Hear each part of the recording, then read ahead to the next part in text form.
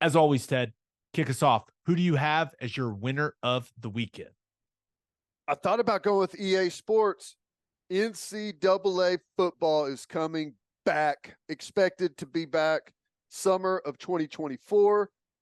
I'm guessing, to get around the player situation they had before, guys have the ability to opt in or opt out of the football game. Don't exactly know what that means if you opt in, if you're going to get some type of payment or something through name, image, and likeness. But it looks like they've navigated what is shark-infested waters to release the old NCAA college football game again. At least that's the plan. I am very, very excited. So had Ari Wasserman from The Athletic on my radio show this week. He said EA Sports contacted him to talk about the recruiting aspect of the game. So I guess they're going, it's going to be super detailed with the recruiting, with the transfer portal. There's supposed to be an NIL component. Like, it's supposed to be legit. But my only concern, what happens if there's a couple star players that don't opt in? Yeah. Is it just QB number 13 for USC? Like, is that? I think and he'll so. be gone, but I think so. Here's the thing, and this is how I feel about college football in general. Most fans of college football are fans of their university. It doesn't really matter who the players are. Now, you have star players. They build a following through that fan base. But, whenever that player graduated and is gone, those fans don't leave the university and just follow that player to wherever they are in the NFL. They also remain fans of that program and they stay there. So my guess is, if you don't get some star players, then I think people will still love it no matter what. Yeah, and there may just be you're like the Madden check, for example. So I tell people all the time, back in 2016, me and Matt Ryan, who I think was the MVP that year, we got the same check for the game because it was collectively bargained by the NFLPA. Right. And you all get the same check. And I never heard anyone complain about it. Right? No one was using me on the game, but I never really heard guys complain about it. And my hope is that a lot of these college guys will just say, whatever, put me on the game. It's awesome. It's cool. Let's not overthink this. But just with some of the experiences I had doing some of the NIL stuff, some of these guys' representation, they're going to want to see the contract. They're going to want to go through it. They're going to want to redline it, make some changes. Like, that's going to happen. If each and every guy has to opt in, right? You're going to get maybe some possible holdouts. And I'm interested to see how those situations are handled. Well, I'll tell you this. So I don't remember what year it was, but they were doing something with the college football game and they had like award winners and stuff were on there or whatever. And like they had called me about it. And they're like, here's how much we'll pay. We want to use your name, whatever likeness for this game. And, let us know what you think. And I talked to my agent and I guess I had the conversation with the Bladers like, well, is there like, we were thinking maybe this number, and they're like, this is a take it or leave it. If this is the number, we understand if you don't want it, but you just won't be on the game. So I was like, send me the check, whatever. Yeah. So yeah, put me on. It's like a take it or leave it. At least that's how they did it then. And I bet that's how they do it now. It's like, well, I want this much because I'm going to be this type of player and I'm projected to go this high. And it's like, oh, that's cool. It's the same as everyone else. Yeah. Like, opt in or opt out. Yeah. I'm guessing that's how they do it. Like, they can't negotiate every year with, 1,500 college players across Could you imagine if you're the person that has to handle all that? sounds Brutal, like sounds like my nightmare. Oh brutal. my gosh. But you know, that was I thought interesting. I ended up settling and going with when you win a major, you're a winner. Brooks Koepka getting it done. Yeah, faltered a little bit late. Looked like he was maybe going to make it interesting, but dude is nails. Everyone was struggling to make it around that course under par, and he was the best out there by a pretty good margin. Poor Victor Hovland. What was that? You The know it. 16th? That bunker? Oh, Brutal. brutal. Brutal. He knew it. Like you could see when they showed his face right after it happened, it plugged in the side of that bunker. He knew. He was like, there it goes. That was it. Gone. That was it.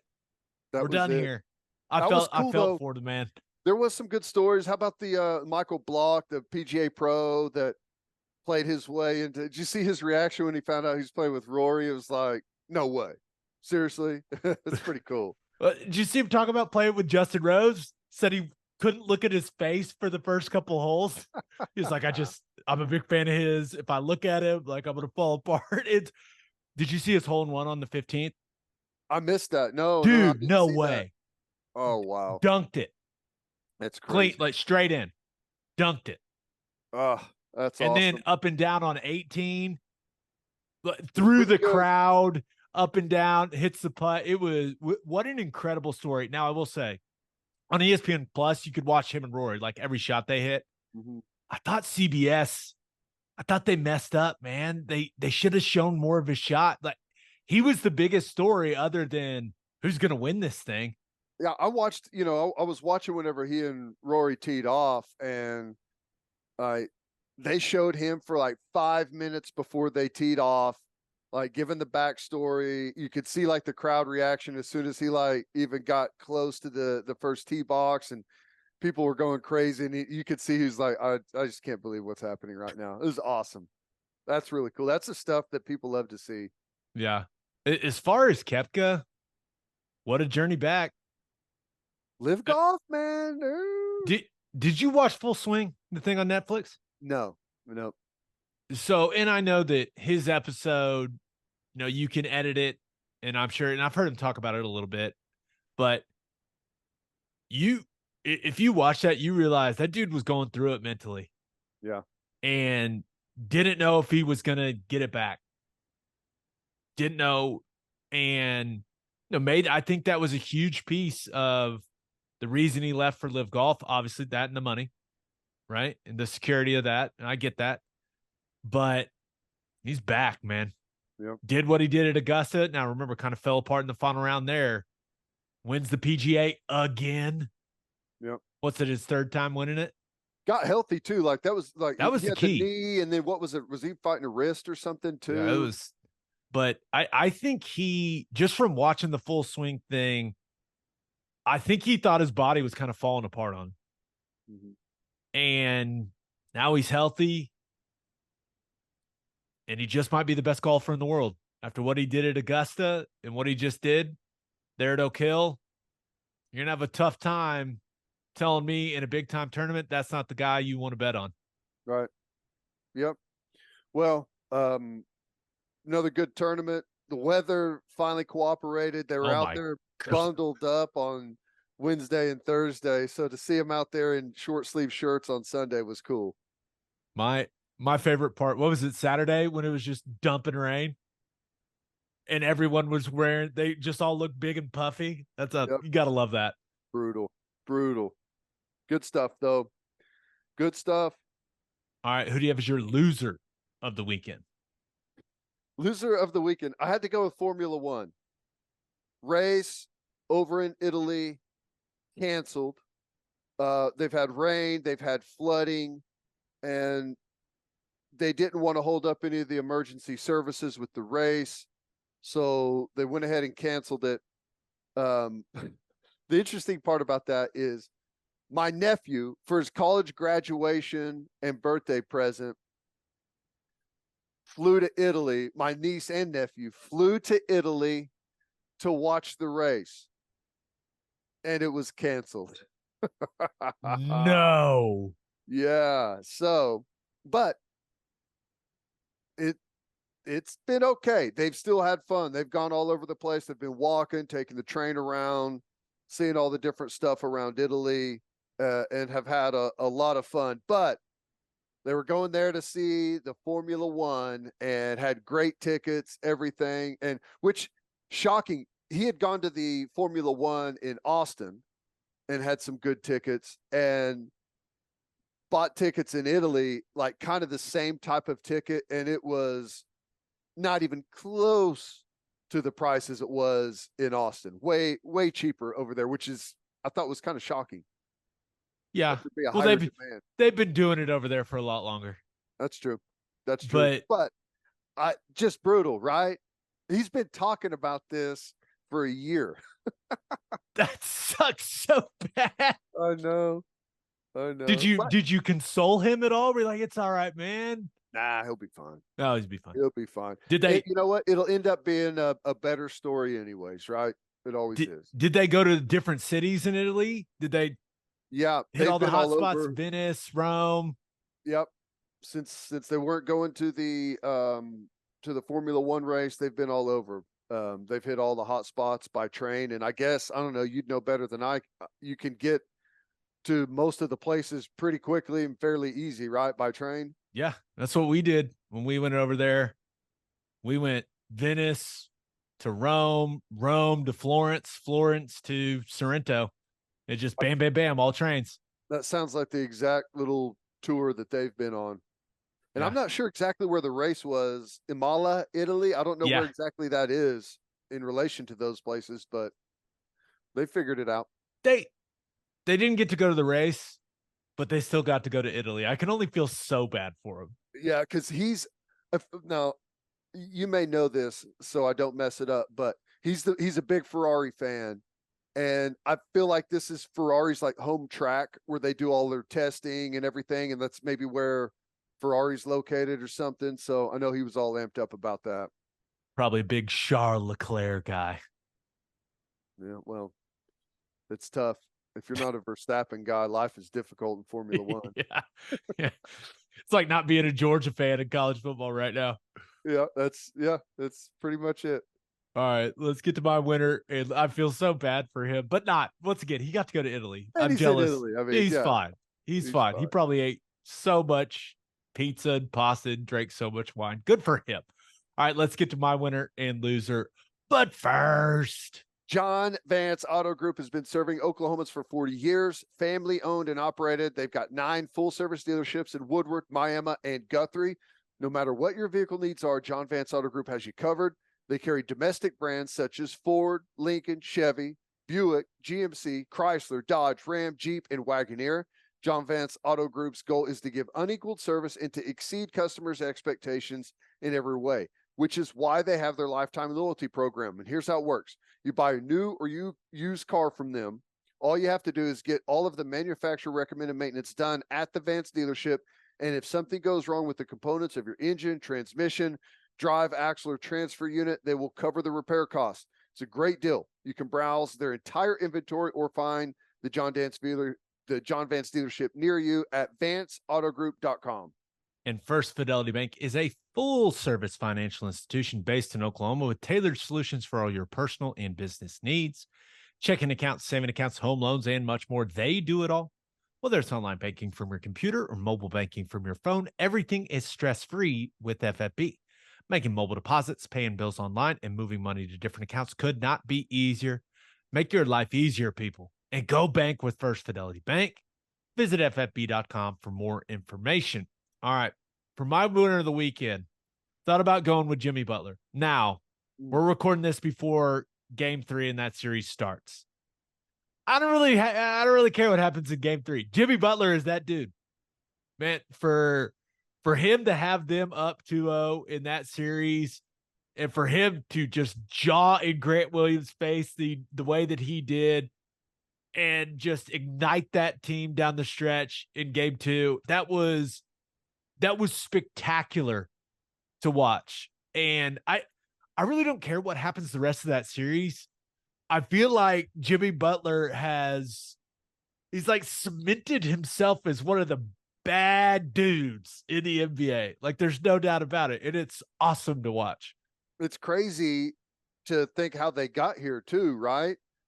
They're supposed to have a good season. They started off pretty poorly, just kind of found their way in, lost in the play-in game, for the 7 seed, right? Didn't just lose, got destroyed by Atlanta. And I remember because I made Atlanta my winner, almost made him my winner of the weekend that weekend. They've had injuries, players out, and on they march. Jimmy Butler just put it all on me. He's like, make it as bad as you can, make it as grimy as possible. We'll find our way through it. It's pretty cool. Yeah, we'll see what ends up happening. But man, the Heat are fun to watch. And it's Butler, who was, I think he was the 30th pick of the draft. Bam Adebayo was like a mid first rounder, like 13th or 14th or something like that. Their other 3 main scorers in that game were all undrafted dudes. Yeah. I mean, it's fun. It's fun to watch. But my winner of the weekend, let's talk a little hockey. Yeah. Ted, you keeping up? Any NHL playoff action for you? I've dabbled a little bit. Well, then you know that Matthew Tkachuk of the Florida Panthers, he's had himself quite the last couple games. Panthers are up 2-0 in the Eastern Conference Finals over the Carolina Hurricanes. They won a marathon game, 4 overtimes, which I think I read it's the 6th longest NHL postseason game, which how are there longer ones than that? Like, what? I thought you play how many overtimes do they play before they go to shootout? Do they not do shootout anymore? I guess not. We're definitely revealing ourselves as hockey casuals right now. I don't know. I was thinking the same thing as you as I was sitting there watching it going, wait, I guess they just keep going. Okay, fine. Well, all right. Maybe it's just a playoffs thing. I don't know. Yeah. Once again, hardcore hockey people. The shootout thing. That's awesome. Shootouts are great. But then they won Saturday night. By the way, both games on the road in Raleigh, which is so damn impressive. But guess who scored both overtime game winners? Tkachuk scored with 12 seconds to go in the 4th overtime in game 1 and didn't take nearly as long in game 2. Didn't even take 2 minutes in game 2. But I love it. He scores the game winner in game 2, and immediately he's right in front of the door that leads to the locker room, and he just runs straight into the locker room. Zero celebration on the ice. He just points to the locker room, takes off running. It was awesome. That's awesome. Let's get out of here, boys. We're going home. That's great. Man, playoff hockey is it's the best. It's so good. So awesome. And I find this hard to believe, but I double checked it. Florida has now won, and remember, they were the ones that beat the Bruins, who had the best regular season record in the history of the NHL this season. They've won 8 straight road games in the playoffs and are now 6-0 in overtime games in the playoffs. Wow. That is insane. 8 straight road games. That's nuts. I know. It's hard to compete with that. Yeah. Incredible. Yeah, it's amazing. So, yeah, Florida Panthers. They're rolling, man. Miami Heat, Florida Panthers. How about the little Florida theme? They've got it rolling right now. How about that? That's awesome. My loser of the weekend, LA theme here. There's an LA theme now that I think about it. So thought about going with USC. Mike Bohn, their athletic director, just resigns. Now in his statement, cited health reasons, wants to spend time with his family. Then stuff, of course, starts coming out. The LA Times. What's the best way to summarize it, Ted? Sounds like this guy was just kind of creepy. Yeah, they made some of his female colleagues uncomfortable. Yeah, there's a lot of chatter going around, and it doesn't sound like this is the first place he's made his female colleagues uncomfortable. Yeah. So I don't know. And it comes at a horrible time for USC. Yeah. Where they're about to go to the Big Ten. And right now, and I don't know how long this thing has been boiling to where he may get fired or air quotes resign. But it could take a long time to go through the process of hiring an athletic director. So this poor timing. Yeah. And yeah, it didn't sound good. Didn't sound good. An unfortunate situation. Now, also thought about going with UCLA softball. Ooh. Yikes. Number 2 overall seed in the entire tournament. You're hosting the regional in your own building. You lose the Grand Canyon and then you lose the Liberty and you are out. Done. Season over. You'd have thought we were watching the Super Bowl last night, watching UCLA and Liberty play. That was a fun game to watch. If you had a rooting interest against UCLA, which we did, media darlings getting all the love throughout the year. Tough. But not as tough as the weekend for the LA Lakers. Thoroughly outplayed on their own floor in the fourth quarter and now find themselves down 3-0 to the Denver Nuggets. The Denver Nuggets that I picked, by the way, just a reminder. Right. Game was on the line and Nuggets took control, man. Bullied the Lakers. No team's ever come back from a 3-0 deficit in the history of the NBA playoffs. Nuggets they're just too good. They're too balanced. They got too many guys they can go to. Lakers just don't have enough answers. It's really that fourth quarter. That was really, really impressive. That was championship team type stuff from the Nuggets. Yeah. Yeah, they are they're well rounded, man. I know they've got Jokic and he's the star of that team, but they're well rounded on the outside. They've got plenty of guys that have good skills that really feed off of what it is that he does. They're built really good. Yeah. And there are a couple things I love about that team. They seem to always play with a sense of urgency. Right? They're pushing it in transition if the Lakers miss, and they're running.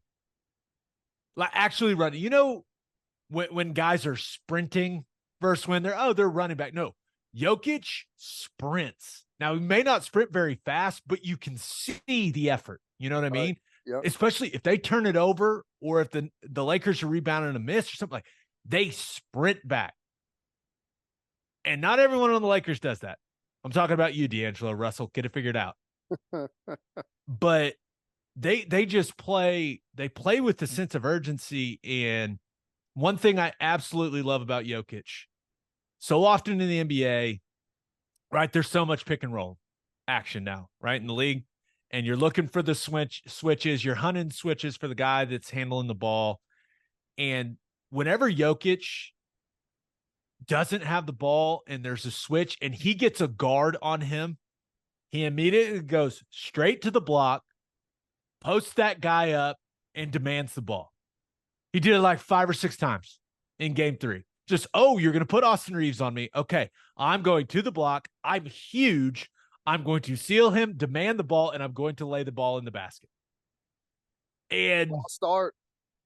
And it's just, you don't see enough of that anymore from the huge humans in the NBA. But Jokic does it time and time and time again, and I appreciate it.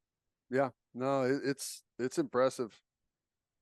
They're really good, and I imagine they're going to clean them up in 4 and sit back and watch and see what happens with that other series. Yeah, we'll see if it ends up being the old gentleman's sweep, right? Yeah. They'll maybe get back to Denver, win it on their home floor. But I will say, I know there's some, I don't watch the NBA people out there. I'm telling you, if you didn't watch that first half in the show that Jamal Murray put on, if you want to know why it's just my, like, why I enjoy watching the NBA more than watching college basketball. It has everything to do with these guys' skill level and their shot making. And the shots that Jamal Murray was hitting in that first half, My goodness. I mean, the dude was he was a flamethrower. If you're not into the NBA, just go watch him in that first half. I'm just saying you're gonna come away with it going, I get it. That guy's incredible. It was Yeah. so fun to watch. Yeah. They're going to be tough to beat, man. You picked him to win the whole thing. Yeah. Look at you got a chance to go. You picked UConn and got a chance to pick the Nuggets to go finish this thing. Look at Yeah. you, Mr. Hoops guy. Basketball That's what IQ guy. yeah, hoops guy. Everyone knows that. Come on. Uh, Come on. That's why everyone listens to this. Let's go. Let's be great. real. One last thing about the Lakers Nuggets. Give me more Austin Reeves, man. I don't need D'Angelo Russell having the ball instead of him. Give Austin Reeves the basketball because, and I'm no X's and O's expert, but good things happen when they give him the ball. And whether it's action with Anthony Davis or LeBron James, like he's a great decision maker. He doesn't turn it over. He can shoot off the dribble. Like he's a really good passer. Get the ball in his hands more, Darvin Ham. Make it a point of emphasis. More Reeves. Who would have ever thought that we'd be in the Western Conference Finals and be saying we need more Austin Reeves, right? Dude is he's been on a rocket ship up. That's awesome. I, for one, would like to see more egregious flops from LeBron James because I love social media and the flop reels that continue to come out with him acting insane whenever he takes one of those bad fouls. Maybe probably the best highlight of game 3 was him running into Scott Foster and making him bleed. That was pretty good. See, I missed that and turned it over to that like right whenever he was sitting there talking to him and the ref had blood all over it. I was like, what did I miss? It was we'll see. That series is over, in my opinion. It's either over in 4 or over in 5. But hey, never know. I wouldn't mind if it got a little interesting. Some drama. I don't see it happening for the Lakers. Rough weekend for LA. Rough. You hate to see it. Brutal. Hate to see it.